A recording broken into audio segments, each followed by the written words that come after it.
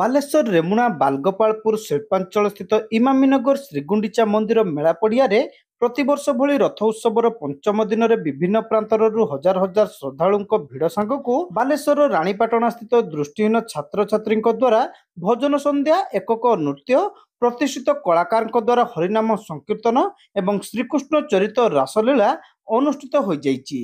ପୂର୍ବ ନିର୍ଦ୍ଧାରିତ କାର୍ଯ୍ୟସୂଚୀ ଅନୁସାରେ ଇମାମୀନଗର ସ୍ଥିତ ଗୁଣ୍ଡିଚା ମନ୍ଦିରରେ ଶ୍ରୀକ୍ଷେତ୍ର ରୀତିନୀତି ମୁତାବକ ପଞ୍ଚମ ଦିନରେ ମହାପ୍ରଭୁଙ୍କର ସମସ୍ତ ପୂଜାର୍ଚ୍ଚନା ସମାପନ ସାଙ୍ଗକୁ ଆଡ଼ପ ମଣ୍ଡପରେ ମହାପ୍ରଭୁଙ୍କର ଦର୍ଶନ ନିମନ୍ତେ ଶ୍ରଦ୍ଧାଳୁଙ୍କର ବେଶ ଭିଡ଼ ଲାଗିଥିବା ଦେଖାଯାଇଥିଲା।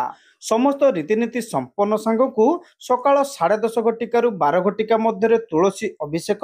ଅପରାହ୍ନ 3ଟା 30ରୁ 4ଟା 30 ପର୍ଯ୍ୟନ୍ତ ପ୍ରତିଷ୍ଠିତ କଳାକାରଙ୍କ ଦ୍ୱାରା ହରିନାମ ସଂକୀର୍ତ୍ତନ, 4ଟା 30ରୁ 6 ଘଟିକା ପର୍ଯ୍ୟନ୍ତ ବାଲେଶ୍ୱର ରାଣୀପାଟଣା ସ୍ଥିତ ଦୃଷ୍ଟିହୀନ ଛାତ୍ରଙ୍କ ଦ୍ୱାରା ଚିତ୍ତାକର୍ଷକ ଭଜନ ସନ୍ଧ୍ୟା, 6ଟାରୁ 6ଟା 30 ପର୍ଯ୍ୟନ୍ତ ଏକକ ନୃତ୍ୟ, 6ଟା 30ରୁ 8ଟା 30 ପର୍ଯ୍ୟନ୍ତ ସୁଦୂର ଋଷିକେଶରୁ ଆସିଥିବା କଳା ସଂସ୍ଥାନ ଦ୍ୱାରା ସୁଦାମଙ୍କ ଚରିତ୍ରାମୃତ ଶ୍ରୀକୃଷ୍ଣ ଚରିତ ରାସଲୀଳା ଦର୍ଶକମାନଙ୍କୁ ବେଶ ବିମୋହିତ କରିଥିଲା।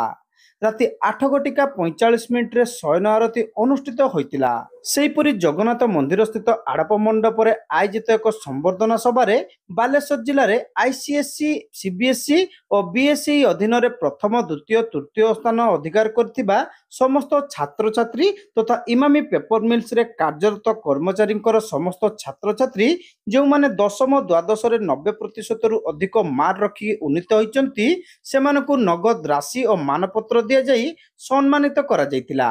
ଅପରପକ୍ଷରେ ଅପରାହ୍ନରେ ଟିଚର୍ସ କ୍ୟାରିୟର କାଉନସେଲିଂ ଅନୁଷ୍ଠିତ ହୋଇଥିଲା, ଯେଉଁଥିରେ କି ଜିଲ୍ଲାର 30ଟି ବିଦ୍ୟାଳୟ ଓ ମହାବିଦ୍ୟାଳୟର ପ୍ରଧାନ ଶିକ୍ଷକ, ଶିକ୍ଷୟିତ୍ରୀ, ଅଧ୍ୟକ୍ଷ, ଅଧ୍ୟକ୍ଷା ଅଂଶଗ୍ରହଣ କରିଥିବା ବେଳେ ପଶ୍ଚିମବଙ୍ଗ କଲିକତା ସ୍ଥିତ କ୍ୟାରିୟର କାଉନସେଲିଂ କନସଲଟାଣ୍ଟ ତାପସ ବିଶ୍ୱାସ ଯୋଗଦେଇ କାଉନସେଲିଂ କରିଥିଲେ। ଭବିଷ୍ୟତରେ ଛାତ୍ରଛାତ୍ରୀମାନେ ଉତ୍ତମ କ୍ୟାରିୟର ଗଠନ ନିମନ୍ତେ ନିଜକୁ ପ୍ରସ୍ତୁତ କରିବା ଭଳି ପଦକ୍ଷେପ ନେବା ପାଇଁ ସମସ୍ତଙ୍କୁ ପରାମର୍ଶ ଦେଇଥିଲେ। ଏହି କାଉନସେଲିଂ କାର୍ଯ୍ୟକ୍ରମରେ ଫକୀରମୋହନ ବିଶ୍ୱବିଦ୍ୟାଳୟର ସାଇକୋଲୋଜି ବିଭାଗର ପ୍ରଫେସର ପ୍ରତିମା ପ୍ରଧାନ ଯୋଗଦେଇ ଛାତ୍ରଛାତ୍ରୀମାନଙ୍କୁ ଦିଗଦର୍ଶନ ଦେଇଥିଲେ। ଏହି ସଭାରେ ଜଗନ୍ନାଥ ମନ୍ଦିରର ମୁଖ୍ୟ ପୃଷ୍ଠପୋଷକ ସୁଶୀଲ କୁମାର ଗୋୟଙ୍କା, ଇମାମି ପେପର ମିଲ୍ସର ବରିଷ୍ଠ ସଭାପତି ଆଶିଷ ଅବିନାଶ ଗୁପ୍ତା, ମୁଖ୍ୟ ସଞ୍ଚାଳକ ଡକ୍ଟର ୟୁସୁଫ ଅଲି ସୋଲାଙ୍କି, DGM ରମେଶ ଚନ୍ଦ୍ର ଖୁଣ୍ଟିଆ, ଦେବବ୍ରତ ହତା, AGM ଲୋକସମ୍ପର୍କ ଅଧିକାରୀ ମନୋଜ କୁମାର ପାଢ଼ୀ, ଇମାମି ଲେଡିଜ୍ କ୍ଲବର ସଭାପତି ବନ୍ଦନା ଗୁପ୍ତା, ସମ୍ପାଦିକା ନିବେଦିତା ଖୁଣ୍ଟିଆ ପ୍ରମୁଖ ଉପସ୍ଥିତ ରହି ସମସ୍ତ କାର୍ଯ୍ୟ ସମ୍ପାଦନା କରିଥିଲେ। ଅନୁରୂପ ଭାବେ ପ୍ରତିଦିନ ଭଳି ହଜାର ହଜାର ଶ୍ରଦ୍ଧାଳୁଙ୍କ ନିମନ୍ତେ ପ୍ରସାଦ ସେବନ, ପାନୀୟ ଜଳ, ନିଃଶୁଳ୍କ ସ୍ୱାସ୍ଥ୍ୟ ସେବା, ସୁରକ୍ଷା ବ୍ୟବସ୍ଥା ମନ୍ଦିର ପ୍ରଶାସନ ପକ୍ଷରୁ ଗ୍ରହଣ କରାଯାଇଥିବା ବେଳେ ଇମାମୀନଗର ଗୁଣ୍ଡିଚା ମନ୍ଦିର ପରିସର ଜଗନ୍ନାଥ ମହାପ୍ରଭୁଙ୍କର ଭାବ ଆବେଗ ବେଶ ପରିପୂର୍ଣ୍ଣ ହୋଇ ଉଠିଥିଲା।